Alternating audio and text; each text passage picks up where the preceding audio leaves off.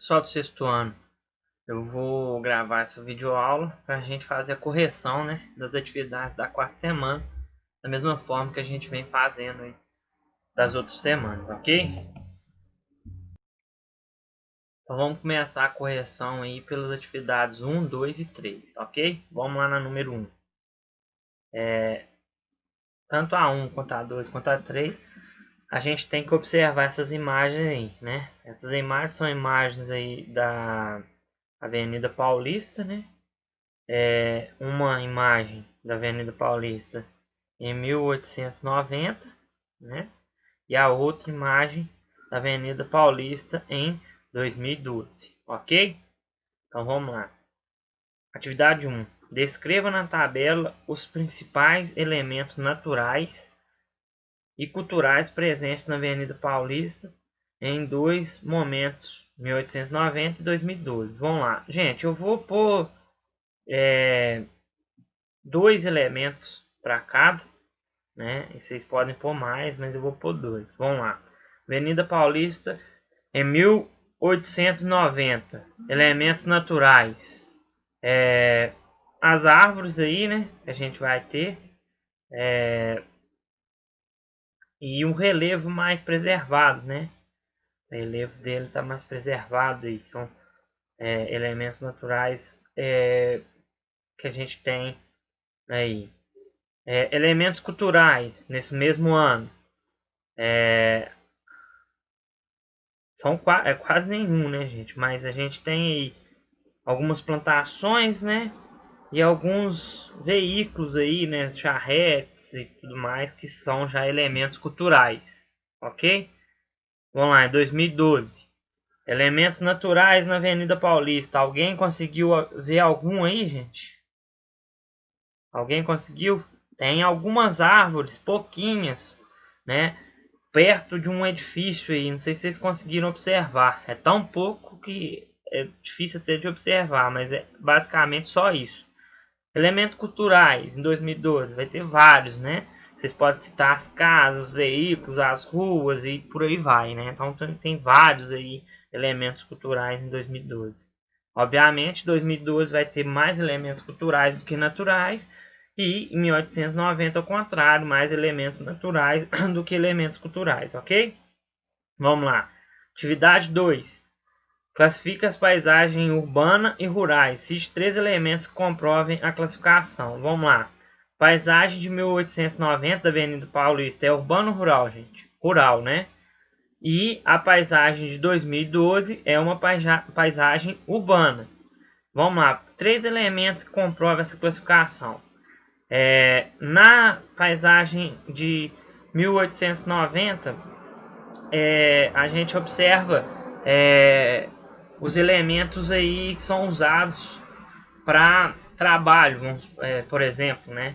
São charrete, animais, né? São usados, utilizados aí naquela rua para o trabalho. Isso é uma característica do espaço rural. Outro elemento, algumas plantações que a gente pode observar, né? Outra característica de um espaço rural. E o outro elemento que a gente já falou até na outra atividade é uma presença maior de elementos naturais. Isso também é uma característica do espaço rural, ok? E em contrapartida, em 2012, né, que é um espaço urbano, três elementos que comprovam essa classificação. Os carros, os veículos, tudo que são usados aí são características de espaço rural, né? São carros motorizados, veículos motorizados.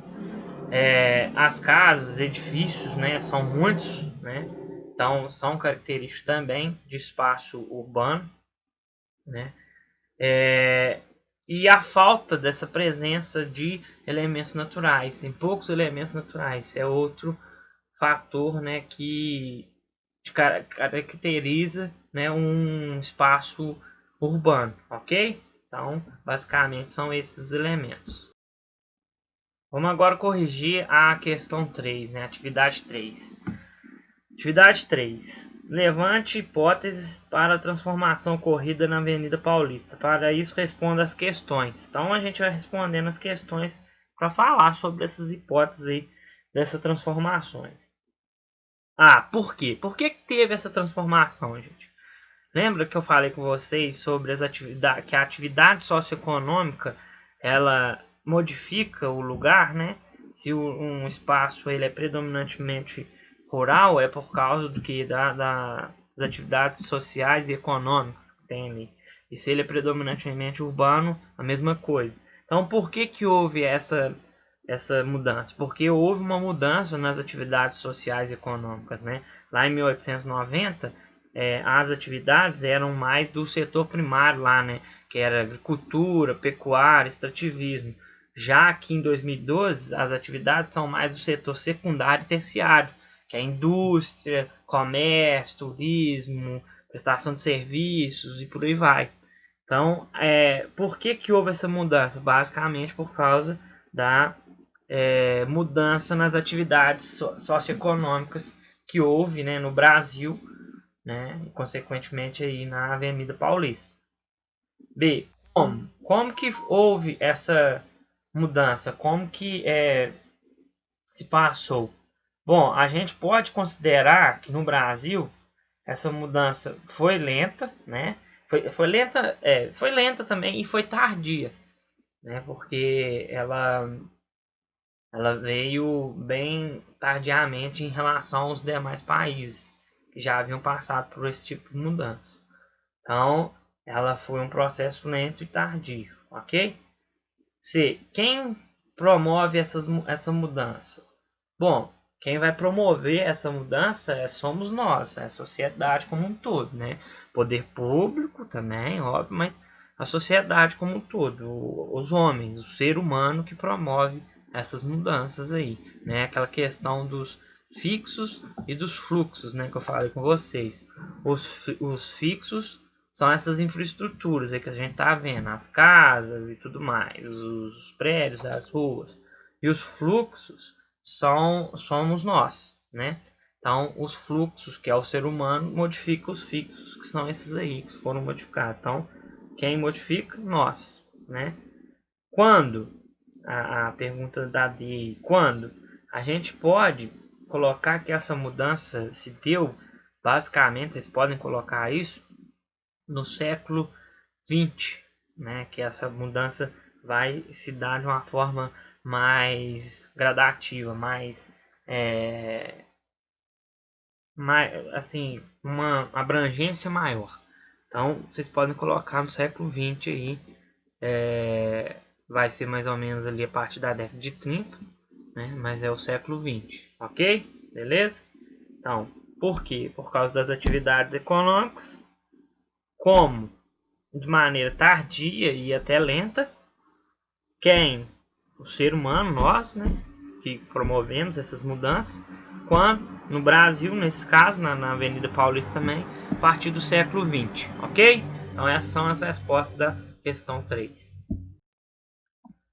Vamos lá agora corrigir as atividades da 4 e 5, né? Observe a chart para responder as atividades 4 e 5. Vai ter uma chart que mostra o espaço urbano. Chega, não aguento mais essa poluição, vou morar no campo, o homem fala. E a outra mostra o espaço rural. Aí chega, não aguento mais esses agrotóxicos, vou morar na cidade. Atividade 4. Quais os problemas ambientais sofridos no campo e na cidade? Explique. São vários, né, gente? Mas vamos se atentar nessas charts aqui. Na cidade, especificamente nessa imagem aí, o problema ambiental é a poluição ambiental, a poluição gerada pela emissão de gases poluentes, né, dessa fumaça que está saindo das fábricas aí, né? Já no campo, o uso excessivo de agrotóxicos também é muito ruim para a saúde humana. Então e para o meio ambiente, obviamente, para o ambiente em si. Então são esses os dois problemas ambientais que estão destacados nessas charges. Na questão da cidade, é comum isso, o uso de gases poluentes, né? A emissão, aliás, de gases poluentes, principalmente pelas fábricas. E no campo, com aquela mecanização, com aquela mudança que houve no setor rural, né? O uso das máquinas e para aumentar a produtividade, né? eles fazem o uso desses agrotóxicos, né? Que esses agrotóxicos fazem com que os produtos, né, eles se tornem mais fortes, né? Eles têm um tempo menor para estar pronto para venda. Então, para a produção ser aumentada e melhorada, eles fazem o uso desse agrotóxico, que também é muito prejudicial ao ambiente e à saúde humana, obviamente, ok? Então, são esses dois problemas ambientais destacados aí. Atividade 5. Cite uma solução para minimizar os problemas ambientais destacados na charge, tanto no campo quanto na cidade. Bom, esses problemas ambientais aí a gente pode minimizar, ou da cidade, com o uso de outros tipos de fontes energéticas, né? Porque a geração desses gases poluentes ela acontece por causa de uso de fontes energéticas que são poluidoras, por exemplo, o petróleo, né? Então, usar fontes mais limpas, né? Fontes mais sustentáveis, né? Do que fontes mais poluidoras, fontes energéticas, no caso, né? Como, por exemplo, a energia eólica, que é do vento, a solar, que é do sol, e por aí vai. Então são vários os meios. Já no campo, fazer o uso menor, né, cada vez menor, desses agrotóxicos, usar menos esses agrotóxicos, deixar que os produtos tenham um crescimento, né, mais natural, né, fazer um uso mais controlado desses agrotóxicos, ok? Então, basicamente, essas soluções. Então, solução para acabar ou minimizar os problemas ambientais esse aí destacado na cidade é fazer o uso de fontes energéticas mais limpas. No campo, é basicamente não fazer o uso excessivo de agrotóxicos, usar cada vez menos os agrotóxicos, ok? Então a gente encerra aí a correção das atividades da semana 4, né? E aí, qualquer dúvida, estou à disposição de vocês.